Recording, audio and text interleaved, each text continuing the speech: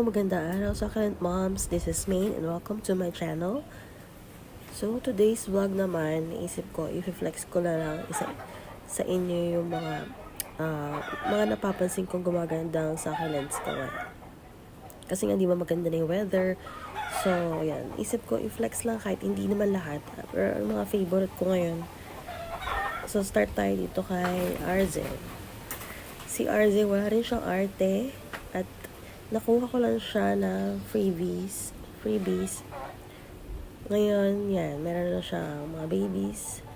Dalawa lang siya actually, tapos ngayon, dumoble. Hanggang sa ngayon, nag-baby siya. Parang last year din, ganitong season din siya nung nagka-baby siya. Yung mga bare months, ganyan. Medyo late na nga siya kasi ngayon, January na siya nagkausbungan. Ang ginagawa ko lang pala dyan, every lalamig yung season or yung growing season nila, like bare months nga, naglalagay na ako ng vermicast sa kanila. Tapos napapansin ko, pag nilalagyan ko nun, siguro mga ilang araw, weeks, or may muusbong na mga babies. Tapos ito naman guys, Snow Peach. Yan, favorite ko rin yan. Hindi ko na siya na-repat. Nandun pa rin siya sa 4-inch na pot niya. Maliit lang to na nakuha ko ngayon. Ayan. Dumami na siya. Nagkaanak na din. Na nga to guys na ba tawag yun? Na stem rot or parang nasunog sa araw during nung summer. Kasi di ba minsan summer tas umuulan. Yun, nasunog yung stem ng iba dyan. Pero ito, okay pa rin siya. Hindi na kinaya, si Chloe. Pero siya, excuse me guys kasi may sipon ako. Okay naman siya. Pa rin yung tubo niya. May mga babies pa rin. Hindi ko na rin ito nalagyan ng o naripat. Kasi nga, ko sa, baka pag nagalaw siya. Tsaka gusto ko yung ganyan, yung medyo nagtitrail na siya. Kasi kung mapapansin niyo yung kinain na ng ugat yung buong pot. So, hindi isip ko kung i-repat ko ba siya or next year na lang ulit. Yan siya, daming babies. Naglagay lang din ulit ako dyan ng vermicast.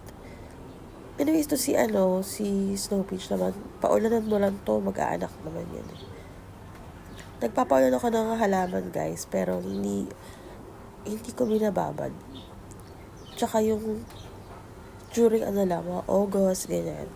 Pag yung summer pa, tapos medyo yung maalinsangan na sa ulan, hindi ko pinapaulanan kasi usually na sa sunburn, natutunaw yung mga stem. Pero ito kahit nagkaganon siya, ganda pa rin niya. Yan, mas gusto ko siya kaysa kay Chloe. Tapos ito guys, yung naripat ko. Kung matatandaan nyo, si Murasaki, tapos isang Agavoid, si malaki na yan.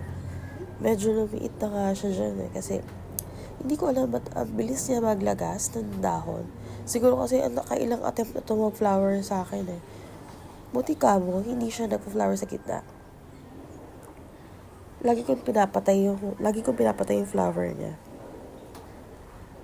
Tapos siguro kasi naka-terracotta, mabilis matuyo yung soil mix niya. Yan, tapos naglagay lang ako dyan ng Chloe at saka ng Snow Peach. Maliliit yung Snow Peach. Na freebie lang din. Yan, tatanggal ako na ng mga dahon. Nahihirapan din ako dito abutin siya kasi medyo bigat siya. Tapos nakaharap siya doon sa araw. So, hindi siya nakaharap sa akin. Kaya, siya. Ngayon ko lang talaga siya natitigan. Yan, napansin ko marami siyang dried leaves. Tapos nakita nyo doon, nag-order ako ng DE powder. Kasi napapansin ko, marami na namang langgam. So, baka may mga peste na naman sa garden. Kasi nga, ganitong season yun usually pag mahangin na. Yun. So, bala ko lagyan. Hindi ko siya inopen dyan. Talagyan ko na sana. Kaya lang, kasi grabe yung allergies ko ngayon, guys. Kaya, nag-skip na lang ako. Dapat o-open ko na yan. So, nagbagay isip ko kasi nga, pag yung DE, ewan ko ako lang ba, parang isang binabahing ako. Yan si Murasaki na hindi pa siya masyadong lumalaki. So, tignan natin. Kasi bala ko to, paulanan ko ng mga August, pag tag-ulan na. Para makabuela sila. Kasi maganda rin yung ulan, guys, eh. Para makabuela sila, magkalaman sila ulit, yung mga dahon nila tumaba. So, yun na yung pinaka-fertilizer nila. Pero hindi babad, guys. Siguro mga isang beses lang. Tapos pag natuyo, kung maganda yung response ng halaman or ng succulents, hindi ko na siya papaulanan ulit. Ahaya ako na siya na matuyo ulit, tapos magdidilig na lang ulit ako sa kanya. Lalo na pag medyo sensitive yung succulent. Yan, next naman, wala lang, ito, very, common, si purple na light. Yan, may mga stick siya kasi kinakalkal siya ng ibon. Maliit lang dito, guys, kaya malaki na siya. Muntik na rin tumadids. Binigay ko to sana as gift sa kamag-anak namin. Tapos, siguro hindi nila alam paano alagaan kasi naglagas siya ng boka. At, yun nga, naubos yung mga dahon niya. Yung crown na lang naiwan. So, binalik sa akin. Inalagaan ko ulit. So, ngayon nakabuelo na siya. Yan. Okay naman na siya. Wala lang, flex ko lang, guys, kasi nakakatuwa. Naka-recover pa siya. Tapos, next naman natin, yan, si Miyul. Sorry, nangungongo na ako kasi barado yung ilong ko, guys. Sorry talaga. Yan. Ano na yan? Pag ganitong season, tingnan mo, arte. Basta bigyan mo siya ng araw. Medyo nalagyan ko rin siya ng although konti na nailagay ko dito ng vermicast. Maganda rin siya bigyan ng vermicast kasi nag-baby siya. Yun. So,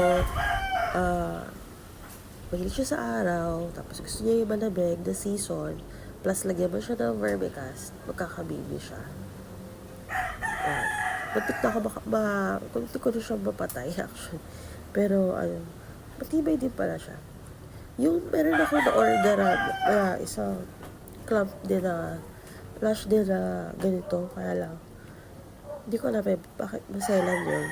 Tapos ito, hindi naman. Baka sa soil mix. Kasi mas, mas maraming, paano ba yun? Pumice. Ito kasi medyo mas maraming organic. Yan. Yan o, dami niya babies. Mating na tumadeds, guys. Tapos hindi ko na ito binababa. Pag summer, baka hindi ko na rin siya baba. Tinry ko siya baba noong summer. Para meron lang siyang temperature na kaya niya ma-reach. So, yung mga 40 degrees. Pag lumagpas pa doon, siya. Nagsisunburn, tapos nagsistem rot. Next natin, si Super Bomb. Super favorite. Grabe. Gusto ko pang order dyan. Tapos dream ko yung nakita ko kay Miss Succulent Bliss na ang dami yung Super Bomb tsaka Purple Delight. Kaya, hindi ko alam kung kaya ko ma-achieve yun. Pero, natutuwa ako sa mga vlogs nila, guys. Kasi, ang lalash ng mga Super Bomb nila. Same kay Miss Virgin. Yung mga idol ko yan. Tapos, nagtusok lang pala ako dyan na Donkey's Tail. Gusto ko yung mukha niya. Hindi ko ito binibilad sa ulan kasi nga naglalaga siya. Same din pag sobrang araw. Tapos ito naman, meron tayo itong kambal. Kambal na mukhang kambal pero it's a various. Ito yan, si Cream Sun. Tapos yung isa naman, si Cream Tea. So, yan. Ito si Cream Sun. Meron ako nabili nito. Unang-una, malaki. Kaya lang, pagdating pa lang niya, naka-air dry pa lang siya. Siguro may something sa weather namin. Kasi medyo maulan-ulan na yun. Siguro, kaya siya nagkaroon ng fungus. Nategi. Tapos yan, mabili ulit ako. Ito si Cream Sun. Okay na okay ito. Meron ako rin ito, mas malaki pa dyan. Kaya lang, hindi ko rin kasi naingatan na iwan ko sa arawan ng summer. Kaya yun, nasunog siya. Natusta. nabigla sa araw. Pero yan, dati maliliit lang din yung mga yan, kaya malalaki na. Yan. Actually, mas maganda yung pagkaka-stress ni Crimson. Mas mabilis siya mamula kaysa kay Green Tea. Pero pareho yan, maganda at matibay. Gusto ko pa order ng Crimson kasi parang mahirap na siya hanapin. Tapos ito, si Abuena. Yan, stress din siya. Nag-stretch to kasi mahilig to sa araw, guys. Kasi hindi ko napansin na nag-stretch na siya. Nag-stretch na siya. Naging leggy na siya kasi naiwan siya sa medyo yung pwesto niya hindi masyadong tirik yung araw. So ito gusto niya yung araw. Hindi ko nakitaan niya na sunburn nung summer. Pero bihira ko siyang diligan. Kaya siguro bubula siya ngayon. So, siguro after nitong vlog, didiligan ko siya. Kasi nga, nabubula siya. Tapos, payat na yung dahon sa baba. Yung mga old leaves. Pero in fairness sa kanya, kahit hindi mo siya madalas diligan, hindi rin mabilis maglagas ng dahon. Yan o, ganda niya. Tapos, kumakapal na yung farina niya. Diba? Nagbo-blue siya, tapos yung tips niya, nagpipink. Sobrang ganda. Malaki pa naman sana ito nun. Kaso hindi ko na-maintain kasi nga, nag-stretch siya. Okay naman siya. So, yun lang ata ang ating vlog ngayon. Tapos ito, pakita ko na rin si Ruby Dora. Nakaka-recover na siya. At bumabalik na yung kulay niya. May time na nag-i-inert ito siguro dormant siya. Pero ngayon, okay na siya kasi malamig na. Tapos yan, si Doom Monroe. Itong vlog na to, guys, hindi pa ako nakakapagdilig. And ito pala, pakita ko si Macdogali na naka full sun. And kung mapapansin nyo, yung tips niya ay nagre-red. Tsaka mas compact siya. Yan. Hindi lang siya ganun kadami mag-produce ng babies. Pero yung pagka-stress niya, ang ganda. Ito naman yung Macdogali na siguro mga ilang oras na to sa arawan. Diba 3 hours. Kaya yung, kung makikita nyo, leggy siya. Mahaba. Yan. Pero madami siyang mag-babies. Tapos ito, guys, kailan lang yung sabi ko, hindi pa siya nagre-red, diba? Tapos ngayon, ayan na siya. Red na yung tips niya. Nagsa-start na mag-red. Yan. Kasi mas na yung lamig. Tapos mainit pa sa tanghali. Yan. Nakatuwa. Mataba na rin siya ngayon. Dati payat. Hindi ko alam kung ano sila pag summer. Pero sana hindi naman sila makatay. Yan. Tapos ito si pink salmon. Pink salmon. Yan. Stress na rin yung mga ilalim ng dahon niya. Nagpipink na. Hindi ko alam kung na-achieve ko yung stress color niya nung dumating siya. Pero sana. Tingnan natin. Pag hindi, okay lang. At least, healthy naman siya. Tapos, ito yung isang Korean SP na, yan, nakuha ko yan dati, last year. 1 year na sila ngayon. Tapos, alam ko ito pag mainit, tsaka malamig ang panahon, namumula siya. Ito rin, namumula na rin siya. Ganda rin ang mga tips niya. Tapos, ito si, sabi Derlu, na naman, palina pink na rin. Pero lumiit na siya. Same kay Ruby Dora. Yung bagong Ruby Dora, sobrang laki pa. So, pag naubos yung malalaking dahon na yan, hindi medyo liliit talaga siya. Maliit na talaga siya. Tapos ito, guys, yung Fat Beauty ko, propagate ko. Nasunog yung isa. Tapos ito yung pink Ruby. Ayan. Hindi na siya pink, pero tumaba na siya. Tapos yan, yung hybrid Ellen ko na trailing na. Hindi ko talaga expect na ganito siya nadami. Hindi ko siya pinapaulanan, guys. Kasi nga, makamaselang. Yan, iba ko ito yung copper spoon. Yan, green lang siya. Hindi pa siya nagiging copper ng color.